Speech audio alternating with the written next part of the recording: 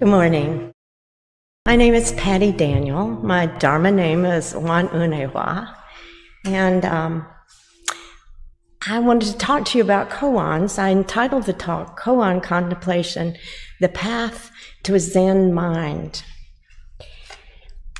Personally, I am fascinated by koans, and that's why I wanted to talk about them today. But first, just a brief word on terminology.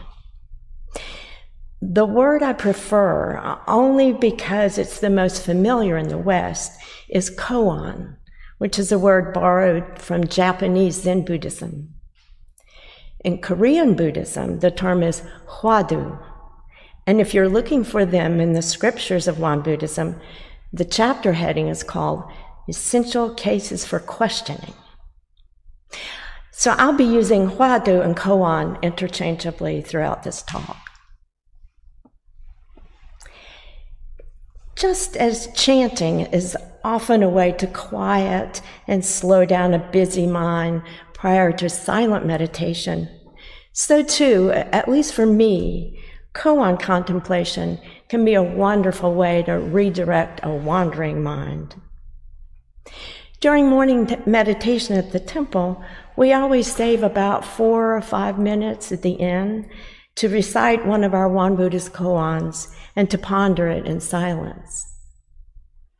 We pick a new one out of the scripture book each month.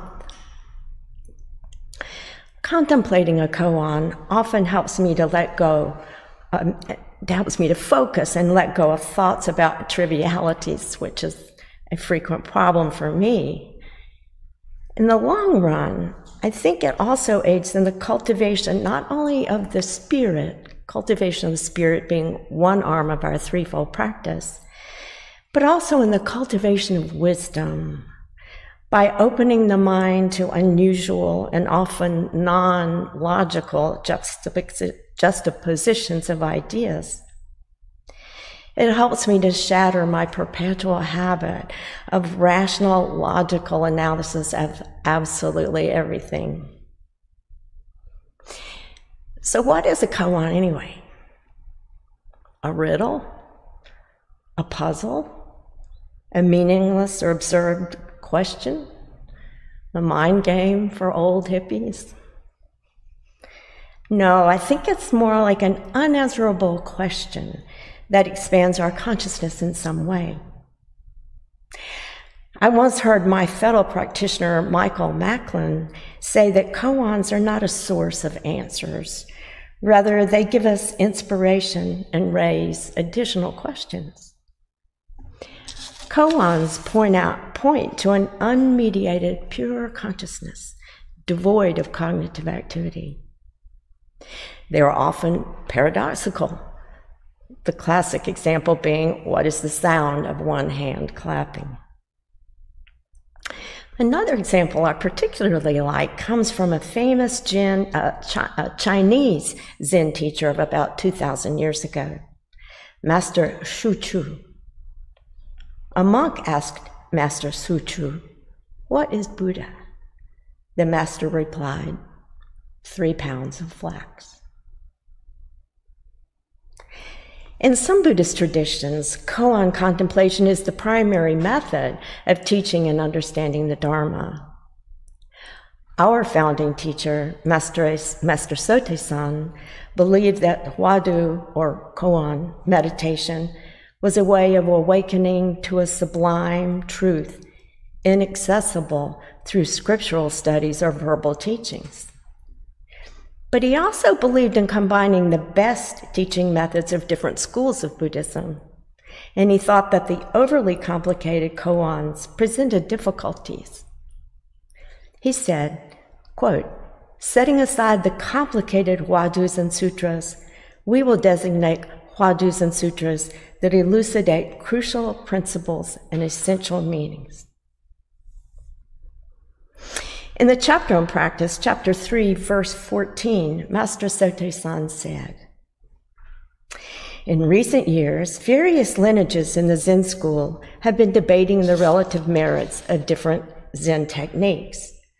Of these, I have adopted the Dharma of resting in the elixir field and have instructed you to focus exclusively on cultivation during the cultivation period, and to investigate the Huadu every now and then at the appropriate time.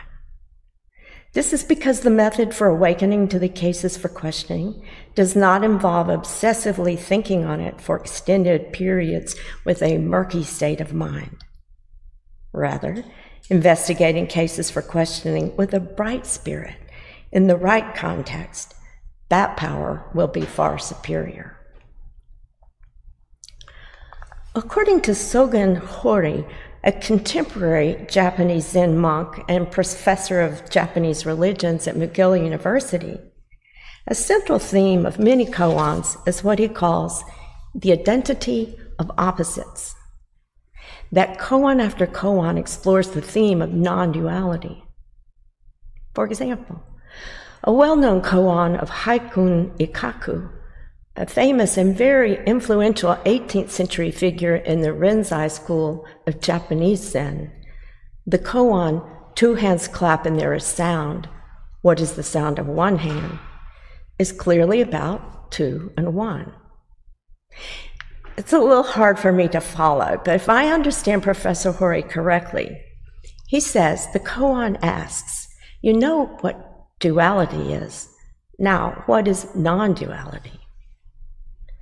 The aim of this type of koan is to see the non-duality of subject and object.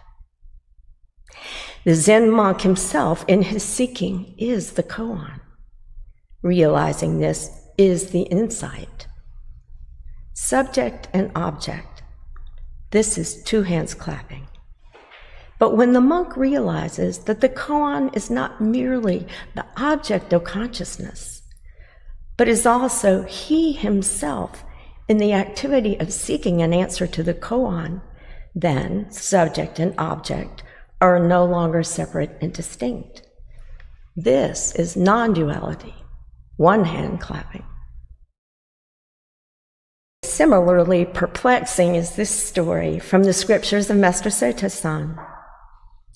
At Panye Hermitage, he asked a disciple, "Can you make the image of Bodhidharma walk out of that scroll hanging on the wall?" The disciple replied, "Yes, I can." "Then make him walk," said Master Sotasan. The disciple rose from his seat and walked himself.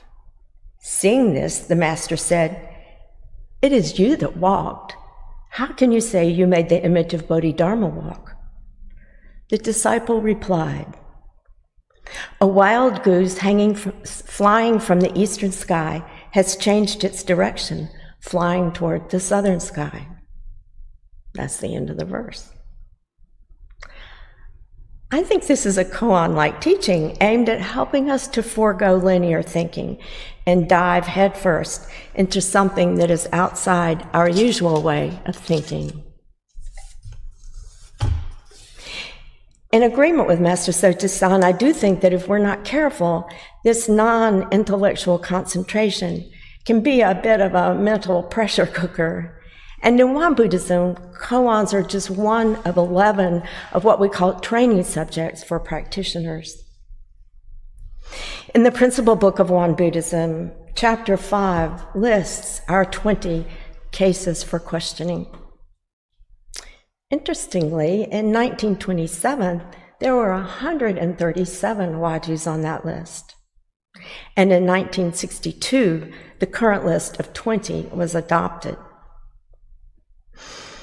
There's actually a bit more complexity regarding koan practice in Won Buddhism that involves huadus and udus, huadus being somewhat kind of a subcategory of udus, but I will leave that for another day.